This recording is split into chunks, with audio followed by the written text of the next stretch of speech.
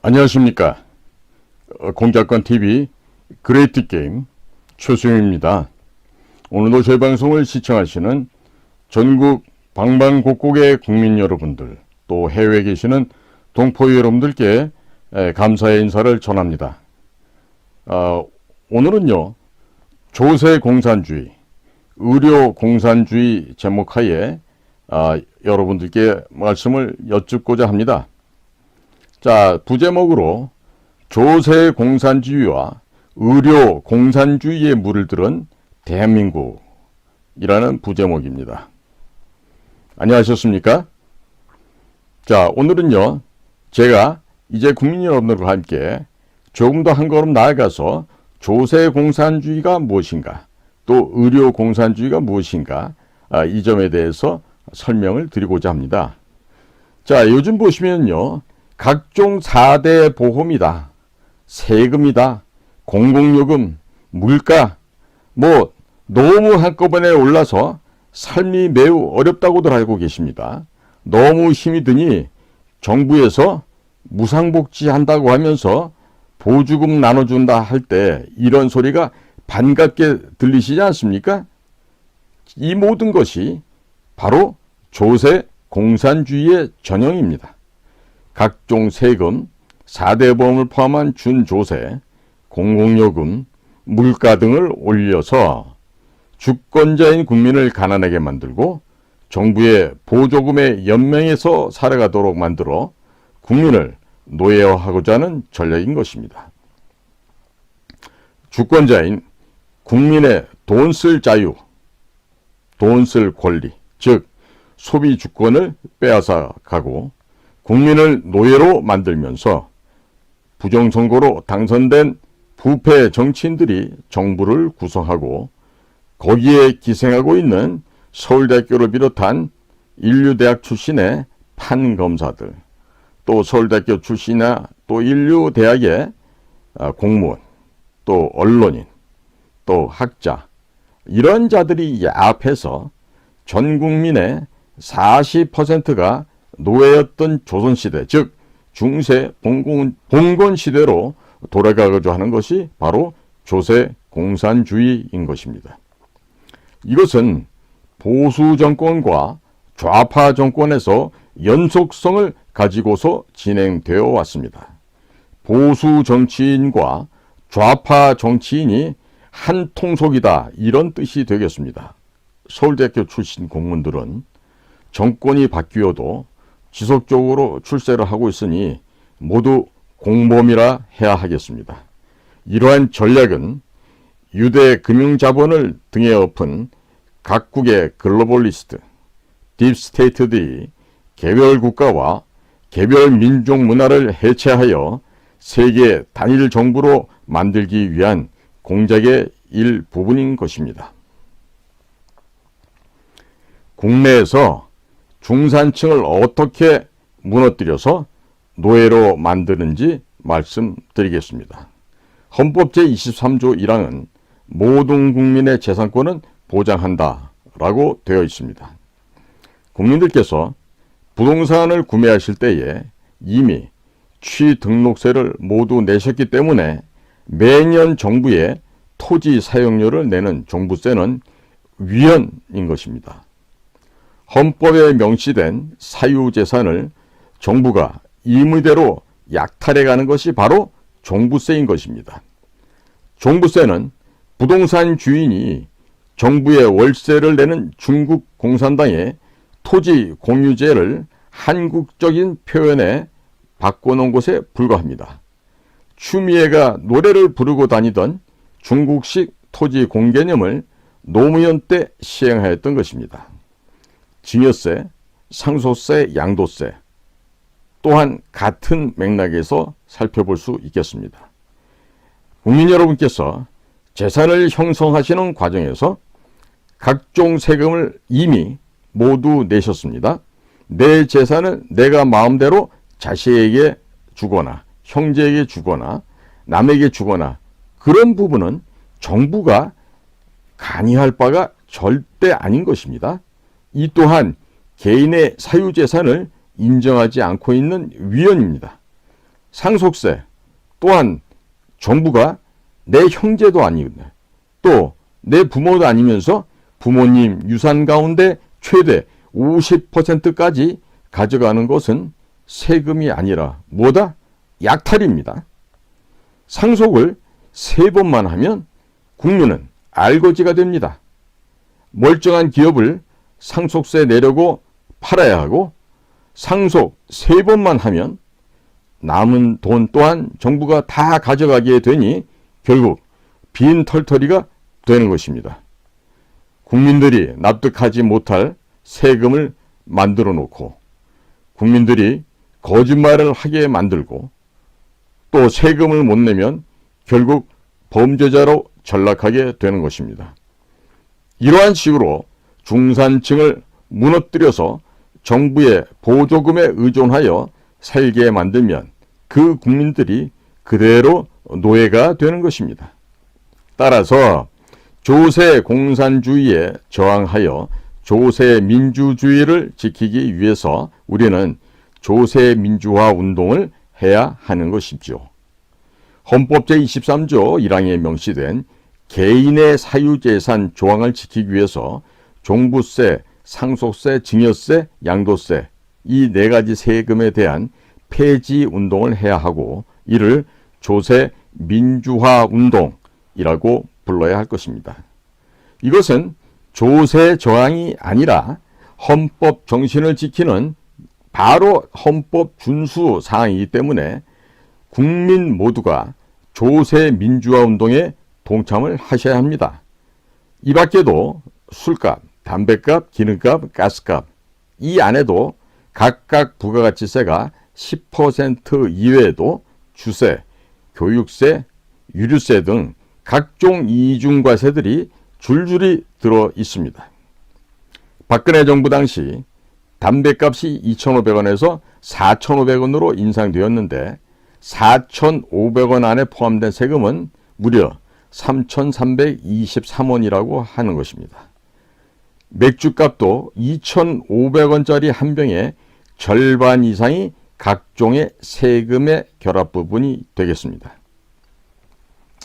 종부세, 증여세, 상속세, 양도세를 없애고 술값, 담배값, 기름값, 가스값 속에 포함된 부가가치세를 포함한 이중과세를 모두 없앤다면 부동산 가격이 안정화되고 각종 물가가 내려가서 서민들과 소상공인, 중소기업인들의 숨통이 트일 것입니다. 시중에 돈이 풀리기 시작하면 일자리가 생길 것이고 청년들은 결혼을 할 수 있게 됩니다. 그러면 자녀를 양육할 수 있는 기회가 생기고 그러면 자연스럽게 출산율도 높아질 것입니다. 종부세가 1,000만 원이 나오면 집주인은 전세를 내놓을 때 전세금에 1,000만 원을 더 보태서 내놓기 때문에 결국 손해를 보는 사람들은 바로 서민들인 것입니다. 부자들한테 세금을 많이 걷어서 서민 복지에 사용한다고 하는 정부의 설명은 새빨간 거짓말인 것이죠. 매년 종부세가 올라가면 전세를 내놓을 때 매년 전세값이 올라갑니다. 그러니 이에 겁을 질린 서민들은 무리하게 대출을 받아서라도 집을 사게 되는데 경제가 안 좋아지거나 대출 금리가 올라가게 되면 대출 이자를 못 갚아서 집을 다시 은행에 빼앗기거나 아니면 큰 손실을 보면서도 부동산을 내다 팔아야 하는데 이런 과정에서 중산층이 완전히 괴멸되고 정부의 보조금을 타먹는 노예 상태로 전락하게 되는 것입니다. 이들에게 보조금을 주려고 한다면 계속 세금을 더 많이 걷어야 하니 기업과 부자들은 한국을 떠나고 한국에는 노예화된 서민들만 남게 되는 것입니다. 결국 정치인들과 공무원들만 좋아지는데 그 정치인들은 부정선거에 의해서 당선이 되고 있으니 조선시대 양반과 다름없는 지위를 갖게 되는 것입니다. 또한 각종 악법을 만들고 안정성이 검증되지 않은 주사약을 강제로 맞게 하는 등의 온갖 더러운 일들은 출세에 지향적인 서울대학교 혹은 인류 명문대학 출신 공무원들이 하도록 만들게 되면 이승만 대통령께서 건국하시면서 자유 대한민국은 조선시대 산업공상시대로 회귀하게 되는 것입니다. 자, 이러한 지배, 피지배 계층들이 다시 나눠지고 이러한 진정한 자유 대한민국이 사라지게 되는 것입니다. 헌법과 교과서에서 자유를 삭제하면 완전하게 공산주의 국가가 되는 것이고, 헌법에 국민 대신 사람을 삽입하게 되면 세계 단일 정부의 중추 국가가 되는 것입니다. 이것이 홍석현, 지금은 나와 있지만 중앙일보 회장했던 사람이죠. 또 그가 또 주도적으로 창설하였던 여시제가 말하고 있는 리셋 코리아가 되겠고, 또 다른 표현을 하면 유대 금융 자본가들이 말하고 있는 그레이트 리셋이 되겠습니다. 오늘 이 방송을 청취하는 여러 국민 여러분들께서는 이 방송 내용을 가급적 SNS를 통해서 널리 퍼뜨려 주시기 바랍니다. 국민 여러분들께서 노예 상태에서 깨어나서 세상을 바꾸셔야 합니다. 대통령 한 명이 바뀌었다고 해서 세상이 절대로 바뀌지 않습니다. 20, 30대 신혼부부들이 결혼도 못하지만 어쩌다 결혼이라도 하게 되면 영혼까지 끌어모아서 부동산을 구매합니다. 최근 대출 금리가 올라가니 줄줄이 부동산을 포기하는 현상이 나타나고 있습니다. 이들은 죽을 때까지 벌어서 이자를 갚아야 하는 노예로 전락해버리고 마는 것이죠. 또 개인소득세가 100억 원을 넘어가게 되면 45%를 정부가 가져가게 되는데, 어제까지 백수였다가 스타 인터넷 강사가 돼서 연봉이 100억이 넘어가게 되면 내가 비록 열심히 일을 했더라도 정부가 해준 것은 없습니다마는 그 가운데 45억은 국가에서 세금으로 약탈해 가게 되는 이런 시스템이 현재 대한민국의 시스템입니다. 정부가 아무것도 하지 않고 있다가 내 소득이 올라갔다고 해서 45%를 가져가는 것은 세금으로 징수하는 것이 아니라 그냥 약탈해 가는 것에 지나지 않습니다. 우리는 조세 공산주의에 맞춰서 조세 민주주의를 지키는 조세 민주화 운동을 이제 바야흐로 시작해야 합니다. 우리 모두가 깨어서 이 운동에 적극적으로 동참을 해야 하겠습니다. 자, 또한 문재인 정권 때 법인세를 지방세 2.5%를 포함하여 27.5%까지 인상시킨 바 있습니다.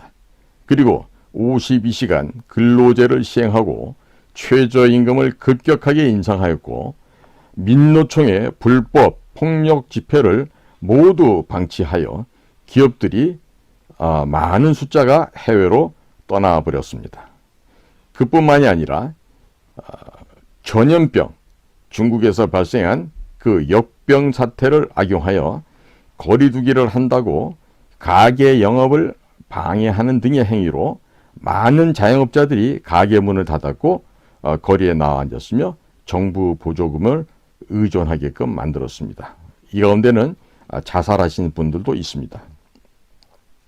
이 모든 것이 조세 공산주의와 의료 공산주의에서 비롯된 정책들입니다. 그 결과 기업들은 해외로 나가고 국내의 중소기업 및 자영업자들은 망하고 일자리는 줄어들고 청년들이 돈이 없어서 결혼을 못하니 출산율은 자동적으로 줄어들게 되고, 또 이 결과 인구 감소로 인하여 나라가 해체 위기로 접어들었다 하겠습니다.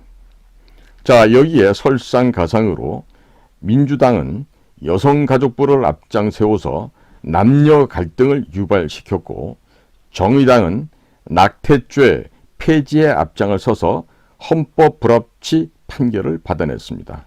하루에 약 3천여 명의 낙태가 이루어지면서 새로운 생명들이 사라지고 있고 1년이면 약 110만 명의 새 생명이 이 세상에 빛도 보지 못하고 낙태로 인해서 사라지고 있습니다.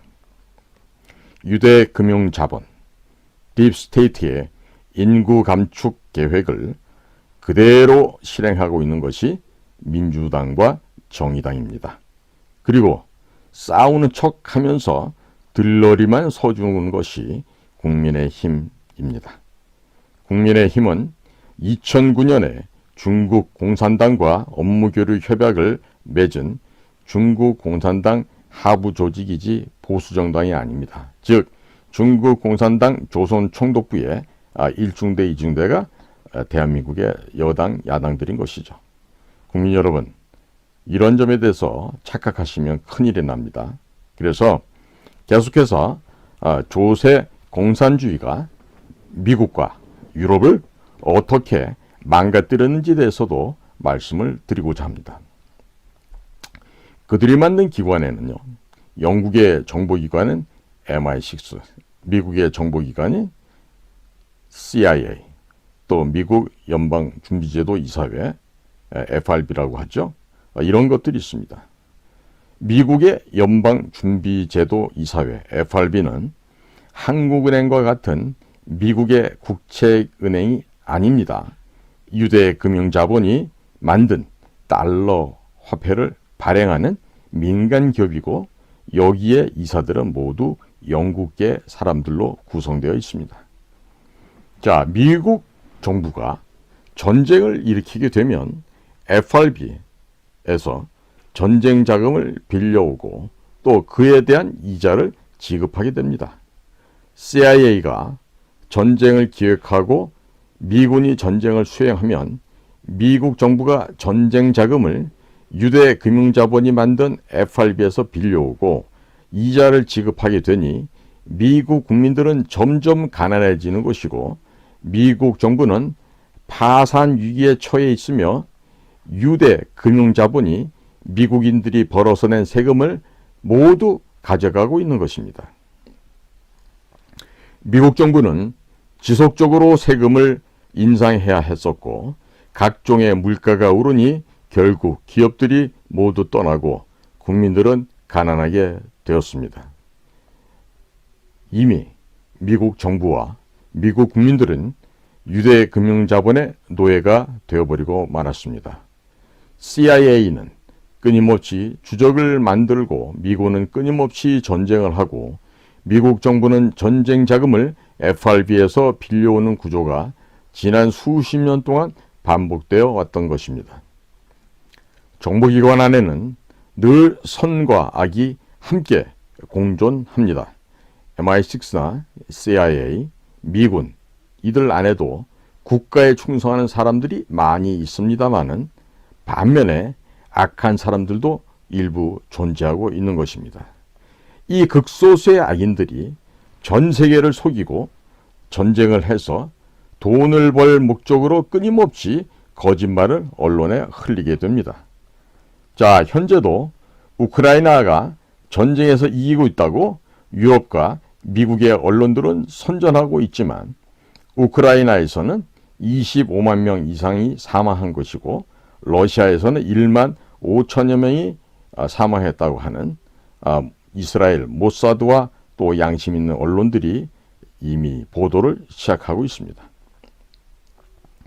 이라크에 생화학 무기가 있다고 해서 미국의 부시 정부가 주장하고 공격해 갔는데 거기에는 아무것도 없었지만 미국은 전쟁을 수행했고 많은 전쟁 비용을 FRB에서 달러로 발행해서 사용했고 현재는 그 이자를 갚고 있는 것이죠. 아프간에서 9.11 테러의 주범인 오사마 빈 라덴이 있다고 쳐들어갔고 아프간 전쟁에서도 역시 천문학적인 전쟁 비용을 FRB에서 달러를 발행하여서 사용했습니다. 세계 제2차 대전이 끝나자 미국은 뜬금없이 어제의 동지였던 소련을 주적으로 선포하고 냉전을 시작합니다. 그 이후 지난 70년 넘게 여기저기서 전쟁을 벌이느라 미국 경제가 파탄이 났던 것이고, 미국 정부는 각종 세금을 인상하여서 FRB의 이자를 갚고 있는 것이죠. 자, 그 돈은 유대 금융 자본가들의 손으로 들어가는 것입니다. 미국의 바이든 대통령의 아들 헌터 바이든이 중국과 우크라이나 기업에서 막대한 금액의 뇌물을 수수한 사실이 미국 언론에 보도되고 있는데, 그들이 바이든 대통령을 보고서 뇌물을 주었지 아들 헌터 바이든을 보고 주었단 말이겠습니까? 미국의 바이든 행정부는 우크라이나에 1,000억 불이 넘는 무기와 달러 등을 지원했지만, 그 중에 일부는 다시 미국의 FTX라고 하는 암호화폐 거래소로 되돌아와서 민주당 정치인들에게 정치 자금으로 제공이 되었고, 수사 당국의 추적이 시작되자 세계 최대의 암호화폐 거래소인 FTX를 파산시키고 증거를 인멸한 바 있습니다. 1,000억 달러가 넘는 전쟁 비용을 FRB에서 달러를 발행해서 사용을 하고 그 이자를 줘야 하니 바이든 대통령은 세금을 더 올리겠다라고 합니다. 국민들은 세금을 더 내야 하고, 따라서 미국 인구 92%가 식료품조차 구매하는 데 비용의 부담을 느끼고 있다고 합니다. 자, 바이든 대통령은 자국 내에서 셰일가스 파이프라인은 잠궈버리고 그 결과로 유가가 폭등하게 만들었습니다. 트럼프 대통령 때는 유가가 내려가고 일자리가 넘쳐서 교도소의 죄수들까지도 일자리를 얻을 만큼 일자리가 넘쳤었는데, 대통령 한 명이 바뀌자 미국이 매우 이상한 모습으로 변해가고 있는 것입니다. 바이든 대통령이 당선되는 과정에서 수많은 부정선거의 증거들이 나왔음에도 불구하고 미국 연방정부, 주정부의 선관위원들, 법조인들이 모두 침묵하였습니다.